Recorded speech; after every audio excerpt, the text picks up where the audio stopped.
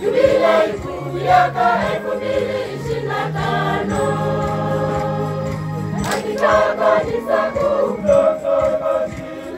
Peta mjini Vatican alizinduka tarehe 24 mwezi Desemba 2024. Alizinduka tarehe 24 mwezi Desemba 2024. Lengo mahususi kauli mbiu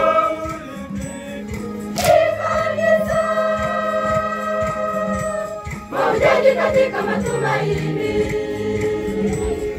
Lengo mahususi kauli mbiu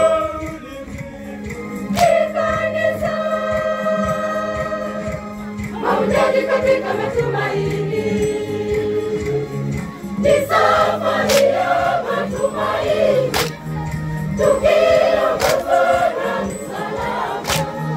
Msalaba haudiondoka, na itabaki kuwa nanga. Kisha wokovu wetu pia na kukiri imani Yesu. Kisha wokovu wetu pia na kukiri imani Yesu. Ambayo nilikuwa nimeandaa siku ya leo yanasema kijana na kuambia inuka. Kijana na kuambia inuka. Kijana na kuambia inuka. Haya ni mafundisho ambayo tuliyapata tulipoenda kongamano la TYCS mwaka 2022 kule jimbo Katoliki la Mbulu. Mada kubwa ilikuwa ni kijana na kuambia inuka. Lakini pia kwa namna pekee mada hii nilishaitoa Radio Habari Njema. Kwa wale ambao walisikia, basi kwa namna pekee siku ya leo wataisikia tena. Kabla sijaanza kuisema mada hii, na tunaingia Juma Kuu. Kuanzia Jumapili iliyopita misalaba yetu yote tumefunika vitambaa kama ambavyo mnaona. Labda na watu wengi pia tujui kwa nini tumefunika misalaba hii.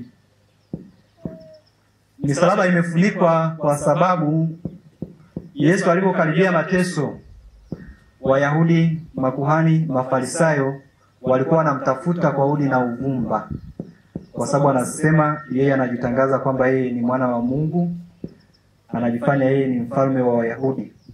Kwa hiyo mgogoro ulikuwa umeongezeka sana, na Yesu alitambua kwamba hawa Wayahudi wanataka kumuua kabla ya wakati wake. Kwa hiyo alichofanya Yesu katika nyakati kama hizo, alikuwa akijificha. Hakutaka Wayahudi wamuue kabla ya wakati wake, kabla hajatimiza mapenzi ya baba yake. Na ndio maana katika somo la Injili tumesikia Yesu alienda jangwani kujificha yeye pamoja na wanafunzi wake. Baadaye makuhani wakaanza kuulizana, je, mwaka huu haji katika sikukuu za Pasaka?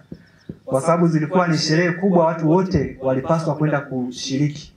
Kwa hiyo wakaulizana, je, mwaka huu Yesu hata kuja katika sherehe za Pasaka, ili waweze kumkamata na waweze kumuua. Kwa hiyo Yesu alijua kwamba wanamtafuta na hakutaka kufa kizembe, kufa kabla ya wakati wake. Kwa hiyo Yesu alienda mahali sahihi kujificha jangwani kwa ajili ya kumwomba Mungu Baba pamoja na wanafunzi wake. Kwa hiyo na sisi tupate fundisho kwamba kama Kristo mwenyewe alijificha, hakutaka kufa kizembe kabla ya wakati wake, kabla hajatimiza mapenzi ya baba yake, je, sisi ni akina nani tusijifiche? Kwa hiyo tunapaswa kuchukua tahadhari katika maisha yetu, tusije tukafa kabla ya wakati wetu. Mtazama, akampenda, haya, akamkazia macho, akampenda, akamkazia macho. Mimi kumbe nilipotea njia. Kwa hiyo tusimezwe na upotoshaji wa nyakati. Yale ambayo pengine yapo kwenye utandawazi, tunachukua yale ambayo yatatujenga. Yanayotupotosha tuyaache, tuyaweke pembeni. Yanayotujenga, hayo ndiyo ya kutuchota, hayo ya kuyachota, yatakayotusaidia kiuchumi, yatakayotusaidia kimaadili, yatakayotufanya tuonekane walio bora, wema katika jamii yetu. Umaarufu unaujenga mwenyewe kwa tabia yako, kwa uwajibikaji wako kanisani, kati ya vijana au katika jamii. Umaarufu unajenga kwa jinsi ambavyo unajiweka. Kwa hiyo nafasi tulionayo ndio hii. Fursa hizi tuzitumie. Mwaka huu wa jubilei tuutumie vizuri ili kujiweka sawa. Tuepuke vikundi vile ambavyo vinatupotosha. Kuna vikundi vile ambavyo tunaviita vya unabii mamboleo. Unabii mamboleo, usiingie ndani huko. Huu unabii una mambo mengi. Wakutaka mafanikio bila kufanyia kazi. Kuimba, kucheza, kufanya nini, kukesha kwenye vituko, unategemea ufanikiwe. Hakunaga mambo ya namna hii. Lazima kuchapa kazi. Vipaji tunavyo, fursa zilizopo tuzitumie vizuri. Wakati tuna nguvu ndio wakati ambapo tunatakiwa kujiweka sawa sawa.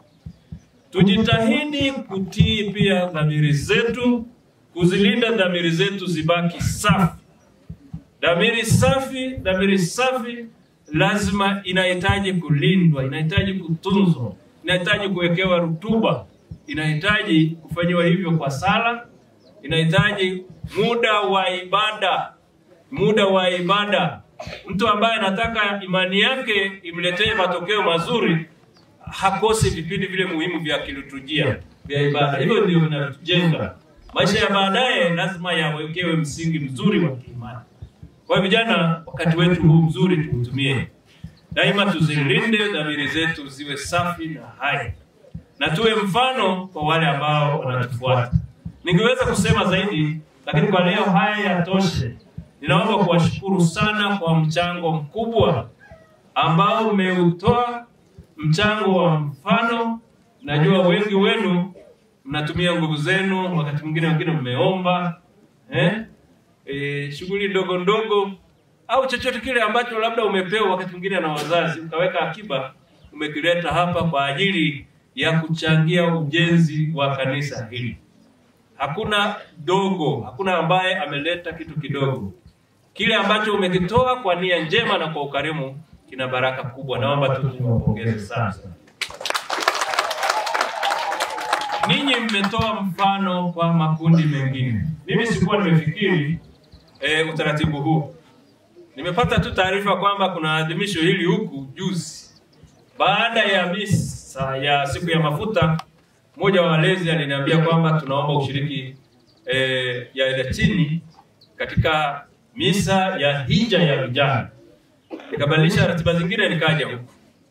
Kwa hiyo mmefungua mlango wa namna ya kusaidia. Ninapiga kelele kila mara kuhimiza kwamba twende ya Edatini tusaidie eneo hili tuliinjilishe. Vijana umetupa mfano mzuri sana. Amani iwe nanyi.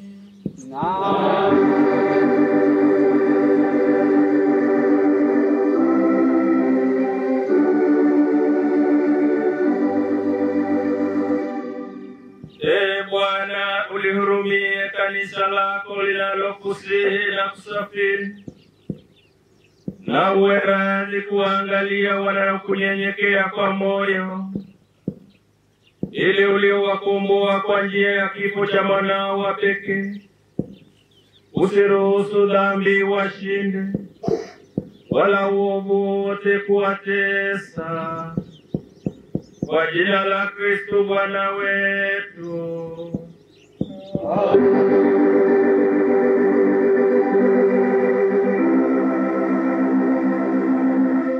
Jina la Bwana litukuzwe.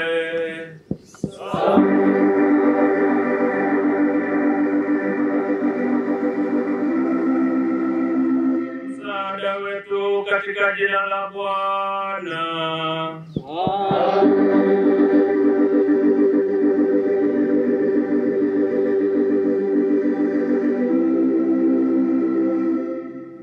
Awabariki Mungu Mwenyezi, Baba na Mwana na Roho Mtakatifu.